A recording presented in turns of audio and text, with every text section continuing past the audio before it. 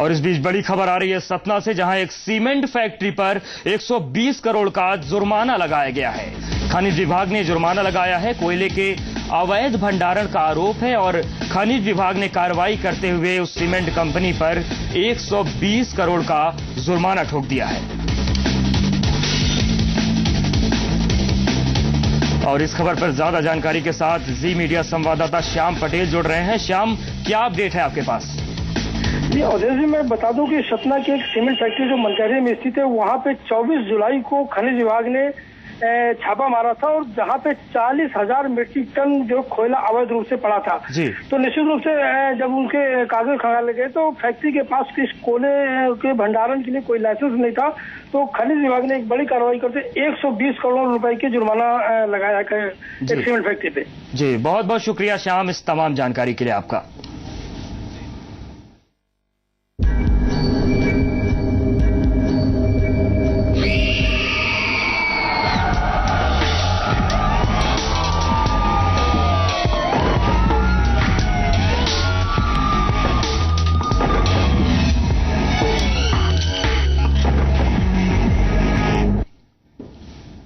और अब शुरुआत करेंगे तफ्तीश की शिवपुरी से, जहां पर विराट मंडी के सचिव योगेंद्र भार्गव के यहां लोकायुक्त का छापा पड़ा है।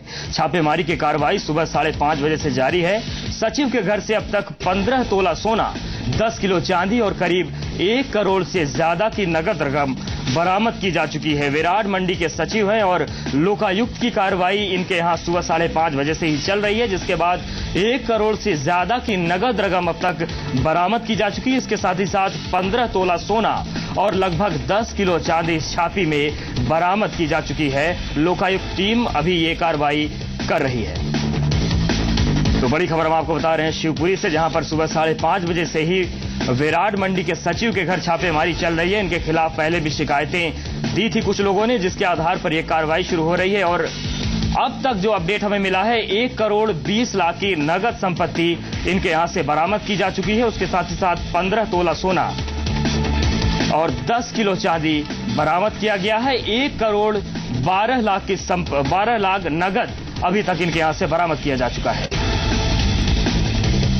तो विराट मंडी के सचिव के यहां लोकायुक्त टीम छापेमारी कर रही है और सबसे बड़ी बात यह है कि कुछ घंटों की छापेमारी में ही 1 करोड़ 12 लाख केवल नगद रकम बरामद हुई है। उसके अलावा जमीन जायदाद के तमाम कागजात भी मिले हैं और 15 तोला सोना के साथ 10 किलो चांदी भी बरामद की गई है।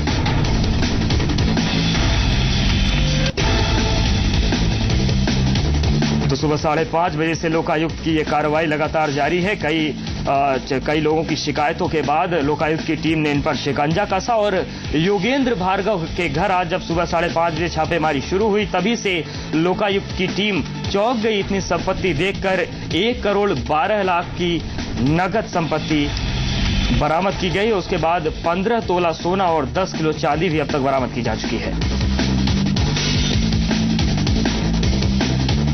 तो फिलहाल लोकायुक्त की कार्रवाई अभी चल रही है और साथ ही साथ कुछ और भी ठिकाने हैं जिन पर यह कार्रवाई की जा रही है। इनके खिलाफ पहले भी शिकायतें मिलती रही हैं विराट मंडी के सचिव के खिलाफ, और अब जो कार्रवाई हो रही है उसमें अकूत संपत्ति का खुलासा हो रहा है विराट मंडी के सचिव भार्गव के यहां से।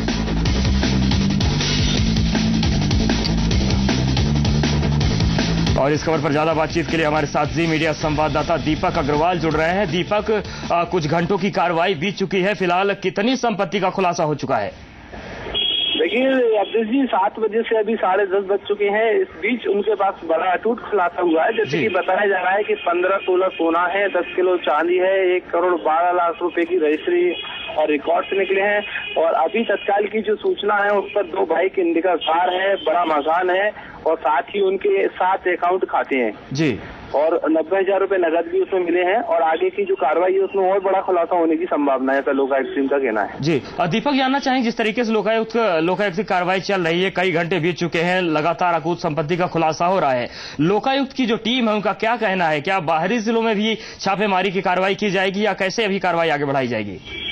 सूचना पर अब जैसी कार्रवाई की जाती है, जैसे कि इसके पहले भी कई जिलों में इस तरह से कार्रवाई की जाती रही है और इस तरह से मामले सामने आते रहे। इसी तरह से जो सूचना मिलती है, अब जैसे कि बात करें योगेंद्र भार्गव जी जो कि मंडी सचिव बेरड़ हैं, उनकी तो काफी दिनों से जमीन की जो मामले हैं उस तरह की सूचना ज्यादातर मिल रही थी और साफ तौर पर सबसे बड़ा खुलासा हुआ तो वो जमीन का ही 1,12,00,000 रुपए का सामने इसलिए आया है। लोकायुक्त की जो सूचना और जो शिकायतें जो मिल रही थी बार बार काफी दिनों से, वो सिर्फ जमीन का ही मुद्दा एक मेन देखा जा रहा था, लेकिन साथ ही उसके बड़े खुलासे होते जा रहे हैं। जी, बहुत बहुत शुक्रिया दीपक आपका तमाम जानकारी के लिए। आप इस खबर पर नजरें बनाए रखिएगा, हम आपके लिए अपडेट के लिए फिर से आपके पास आएंगे। ग्वालियर पुलिस ने हिस्ट्री शीटर बदमाश समीर को एनकाउंटर में मार गिराया है। बहोरापुर थाना क्षेत्र के पहाड़ी पर एनकाउंटर में पुलिस ने समीर को ढेर कर दिया।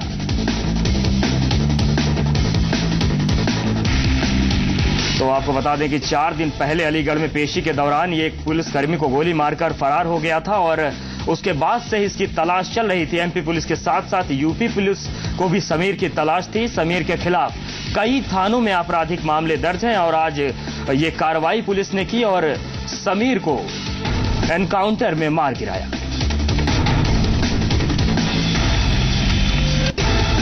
तो एनकाउंटर में हिस्ट्री शीटर को पुलिस ने ढेर कर दिया है।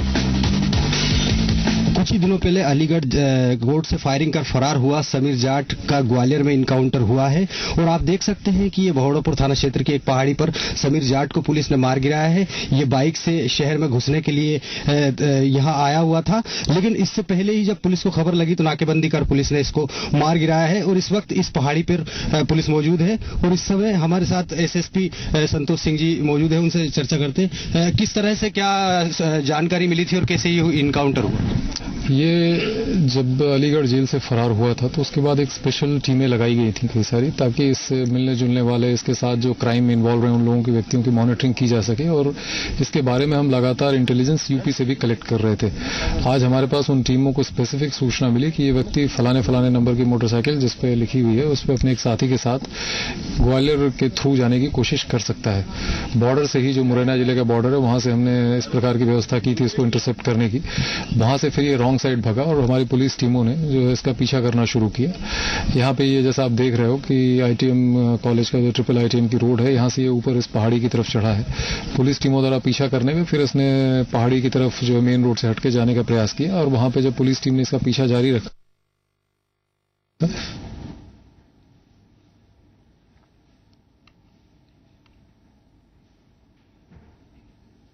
उधर सपना सेंट्रल जेल में कैदी की रहस्यमय हालत में मौत होने से हड़कंप मच गया है। आपको बता दें कि मृतक कैदी का नाम सरफराज था। वो हत्या के मामले में उम्र कैद की सजा काट रहा था। सोमवार दोपहर सरफराज का शव जेल के कैंपस में एम्बुलेंस में मिला। जेल प्रशासन का इस बारे में कहना है कि कैदी की अचानक तबीयत बिगड़ने पर उसे आनन फानन व एम्बुलेंस से अस्पताल ले जाया जा रहा था, लेकिन इस दौरान उसकी मौत हो गई। कैदी के शव को पोस्टमार्टम के लिए भेज दिया गया है और घर वालों को उसके मौत की सूचना दे दी गई है।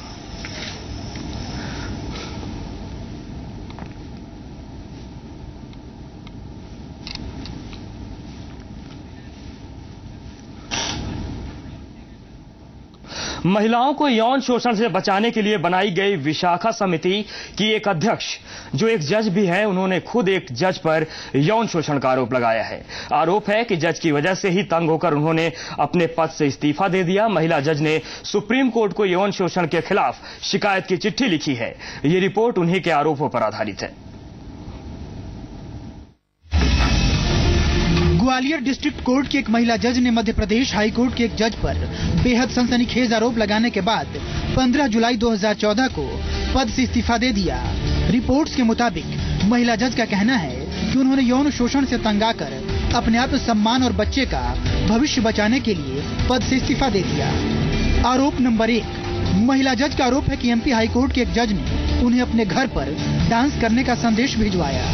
आरोप नंबर 2, टाइम्स ऑफ इंडिया में छपी रिपोर्ट के मुताबिक महिला जज ने शिकायत में कहा है कि आरोपी जज ने उन्हें कई बार अकेले बंगले पर भी बुलाने की कोशिश की और महिला जज को परेशान करके दबाव बनाना चाहा।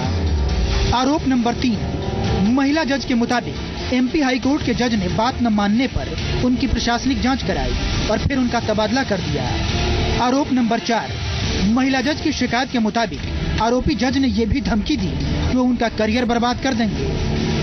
महिला जज ने आरोपी जज के यौन शोषण की कोशिशों के बारे में सुप्रीम कोर्ट के मुख्य न्यायाधीश जस्टिस RM लोढ़ा और बाकी जजों को भी लिखित शिकायत भेजी थी और फिर 14 जुलाई को इस्तीफा दे दिया। अगर महिला जज की प्रोफाइल की बात करें तो ये महिला जज जिले की विशाखा कमेटी की प्रमुख भी हैं, जो महिला यौन शोषण के खिलाफ गठित की गई थी। दिल्ली की अदालतों में 15 साल तक कानूनी प्रैक्टिस करने के बाद 1 अगस्त 2011 को महिला जज की पोस्टिंग ग्वालियर में हुई थी। 2012 में अतिरिक्त जिला और सत्र जज का पद संभाला। जनवरी 2014 में तैयार की गई सालाना रिपोर्ट में उनके काम की खूब तारीफ की गई। पीड़ित महिला जज ने अपने पद से इस्तीफा देने से पहले अपने सहयोगियों से भी इस मामले का जिक्र किया था। इसका खुलासा रिटायर्ड जिला जज RS राठौर ने किया है। 5-6 महीने पहले उन्होंने मुझको कॉल किया और बताया कि सर मैं यहाँ बहुत परेशान हूँ और मेरे को नौकरी करना मुश्किल हो रहा है। मेरे द्वारा पूछे जाने पर कि क्या कारण है, तो उन्होंने कहा कि मुझे इमोरल लाइफ लीड करने के लिए कई बार डायरेक्ट और इनडायरेक्ट मैसेज प्राप्त हुए हैं। मैं उनको अवॉइड करती आ रही हूँ, लेकिन अब मेरी स्थिति खराब हो गई है और फर्दर मोर अवॉइड करने की स्थिति में नहीं हूँ। करीब 1.5 महीने पहले बुलाया और बताया कि सर बोले साहब के यहाँ पर एनिवर्सरी है और मुझे उस फंक्शन में डांस ऑफर करने के लिए बुलाया गया है। उसके कुछ दिन बाद उनका सीधी डिस्टेंट प्लेस पर ट्रांसफर हो गया।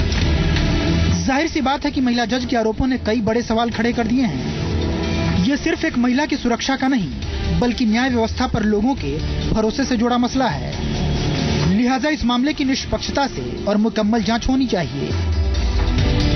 शरद श्रीवास्तव, जी मीडिया, ग्वालियर। तफ्तीश में वक्त है एक छोटे से ब्रेक का, जल्द हाजिर होंगे।